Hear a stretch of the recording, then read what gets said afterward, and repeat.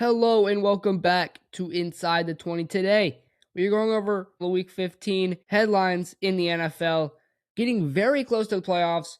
But before we get there, please make sure to like, subscribe, share, and comment my videos. Really helps me out. And yeah, let's get into it.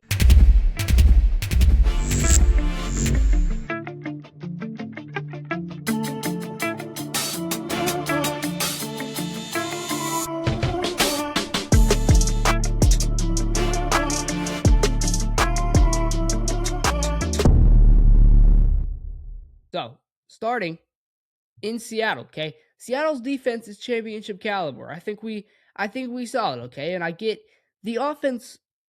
They didn't do much, okay? They didn't score a single touchdown. They won off of 6 field goals. Sam Darnold and the offense were able to stall drives without consequence thanks to the defense. And of course, Jason Myers making 6 field goals and tying the Seattle all-time record for most field goals made in a single game. The defensive plan centered around stopping Jonathan Taylor, and they did it. And Taylor finished with 87 yards on just 25 carries, averaging a horrible 3.5 yards per rush, one of his least efficient games of the season and worst to date. He was stuffed on 16% of his carries, which is horrible. 16% of his carries and managed only one run of 10 or more yards. If you can stuff the best running back in the league to less than 100 yards on 25 carries and stuffing him on 16% of his carries, that's pretty efficient. And I would take that any day of the week for my defense. That is amazing. And I get the offense didn't do anything, okay? The offense did nothing. You barely drive the ball at all, and you convert on 6 field goals, which I guess a field goal is a field goal, but at the end of the day, you have to score points. But a win's a win in my book, and I don't see any problem with hitting 6 field goals as long as your defense can keep up with it. Okay, that's how I'm standing on this. That's my view on it. I don't see any problem with it. And Boy Mafe and Leonard Williams applied a lot of pressure to Sam Darnold, combining for 7 pressures and 4 quarterback hits. Now, the sacks didn't come, but it doesn't really matter when you can get to the quarterback just as well as you can with a sack. So I'm taking that all day. Seattle did a great job on defense. Offense, we've seen it all year. It's been perfectly fine. So I don't see any problem with it there. They're chilling just fine. They're cruising. A win's a win in my book, and that's all that really matters. Going to the other conference, the AFC, Denver. They are the best team to beat in the AFC. They made another comeback win, and they clinched a playoff berth and kept Denver in position for the number 1 seed, which is absolutely huge. Pat Surtain completely flipped the game with his first interception of the season, sparking momentum while Denver trailed by 9 to Green Bay. And the Broncos proved their clutch ability again, securing their 10th one-score win of the season, kind of like a Kansas City thing we saw last year, but Denver actually deserves it. Bo Nix delivered again, and I know I've talked a lot about him and about how I don't believe in him much, but he's looking really good. And Bo Nix delivered his most complete game in the biggest setting. He threw 2 touchdowns with just 1 incompletion in the first half, while also throwing 2 touchdowns is absolutely insane. Okay, that's great. And he finished 23 of 34 with 303 passing yards and 4 scores to 4 different receivers. And he extended Denver's win streak to 11 games. And I know I've talked about how he hasn't been enough. He's been a lot mid-caliber type of guy, but he's showing out now, dude. And he's really turned it on this final stretch, and it's looking really good for Denver. And going to Cincinnati, where did the Bengals go after being shut in at home? The Bengals were just shut out at home against the Baltimore Ravens. And it was pretty surprising to see Cincinnati shut out with Joe Burrow starting. And it's his second game back, especially after the Bengals looked sharp in snowy conditions against Buffalo. Obviously, they blew it there, but that doesn't really matter. And the loss officially eliminated the Bengals from playoff contention and marked their first shutout defeat since 2017. Now, for as bad as the Bengals have been, 2017, the last time they were shut out, it's actually pretty good. So I take that. From the opening drive on, I mean, they never found rhythm. They can never move the ball. And although Jamar had plus 100 yards, and with repeated miscues preventing any sustained momentum, they couldn't do anything. The offensive line had major issues, okay? We see this all the time.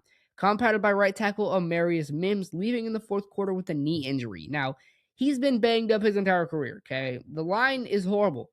I think we all know that. They've been injured they get injured all the time. It's a pretty normal thing, but the Bengals don't have a good offensive line, and I think that's pretty clear, and I think that's why Joe Burrow just can't do anything with the ball. But Burrow also fell short on his usual standard, throwing 2 picks, including a pick six under pressure. So he has now thrown 4 interceptions in 2 games, including 2 pick sixes. Okay, that's really, really bad. But he's still keeping the Bengals in these games, which is big, which is nice, which is huge. So in Cincinnati, I don't really know where they go. Obviously, next week you have Miami. You have Miami on the road. Should be a pretty easy dub. I don't see any reason why they don't win. But I think the Bengals just need to focus on next year. I think they've been focused on that for a while. I don't see any problem why they don't just fast forward, and now we're into the offseason. I would love that as a Bengals fan, but unfortunately, that's not what we can have because that's just not how it works. And that's, nobody's really invented time travel yet. But the Bengals really have nowhere to go. Personally, they're kind of stuck in this situation, in this predicament of we have no offensive line, we have no defense. Joe Burrow, we're wasting his prime, all this stuff. But that's just what I have to say because I'm a Bengals fan, and you could ask any question to me about the Bengals, and I just talk for a solid hour because that's just who I am, and I just like this team enough to care. Just sucks that they're bad. Anyway, going to every other score in the league, we have the Atlanta Falcons beating the Tampa Bay Buccaneers 29-28 in overtime. That game was crazy. We have the Chicago Bears absolutely dismantling the Cleveland Browns 31-3 at home. We have the Baltimore Ravens shutting out the Cincinnati Bengals 24-0 on the road. We have Houston dismantling the Arizona Cardinals 40-20 at home. We have the Jaguars destroying the Jets 48-20 with Trevor Lawrence throwing 6 touchdowns at home. We have the Chargers eliminating the Kansas City Chiefs, winning 16-13 on the road as Kansas City Chiefs quarterback Patrick Mahomes has torn his ACL. We have the Buffalo Bills coming all the way back 24-7 to beat the New England Patriots 35-31. We have the Washington Commanders edging out the New York Giants 29-21 on the road. We have the Philadelphia Eagles absolutely destroying the Las Vegas Raiders 31-0. We have the Denver Broncos coming back and winning at home 34-26 over the Green Bay Packers. The Los Angeles Rams securing the home win over the Detroit Lions 41-34. The Saints somehow beating the Panthers at home 20-17 on a walk-off field goal.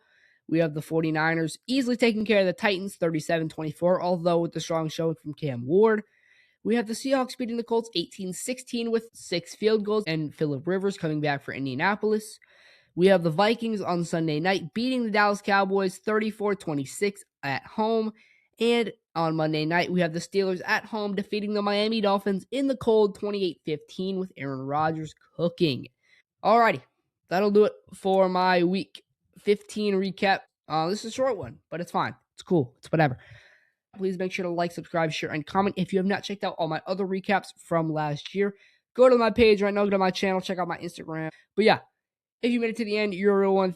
Thank you for watching. This has been Inside the 20 with your Week 15 recap. Peace.